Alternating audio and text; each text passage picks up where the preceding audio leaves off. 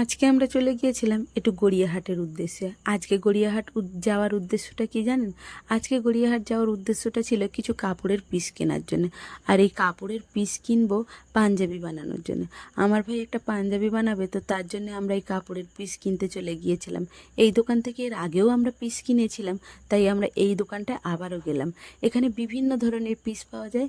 এই যে পিসটা এখন দেখাচ্ছে, এটা আমাদের বেশ পছন্দ হয়েছে, তো এই পিসটাই আমরা নেব বলে ঠিক করেছি। তো আমার ভাই এখন দেখে নিচ্ছে যে পিসটা কেমন লাগবে পরলে, তো তাই আমরা এখন একটু দেখে নিচ্ছি। এটা 200 টাকা করে আমাদের মিটার বলেছিল। আর এই পিসটা বেশ ভালো। বিভিন্ন খাদি খাদি বাটিক, তারপর কলমকারি, আরও বিভিন্ন ধরনের ছাপা, অনেক রকম পিস এখানে পাওয়া যায়। বিভিন্ন ধরনের প্রাইস রয়েছে সবগুলোর। এই যে দেখছেন, এখানে ছাপা অনেক ধরনের পিস রয়েছে। আর খাদি পিস আমরা যেটা নিয়েছিলাম সেটা নিয়েছিল 100 টাকা করে মিটার। কাপড়ের দোকানের অপোজিটেই আছে একটা জুয়েলারি শপ। এখানে জুয়েলারিগুলো বেশ সুন্দর, বাইরে থেকে দেখা যাচ্ছিল।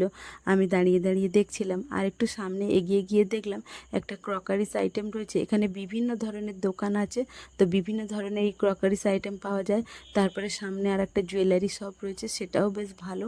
আর তারপরে আমরা একটু হেঁটে এগিয়ে গিয়ে দেখলাম কি কি আছে। আর সামনেই সেই ব্যাগ দোকানটা।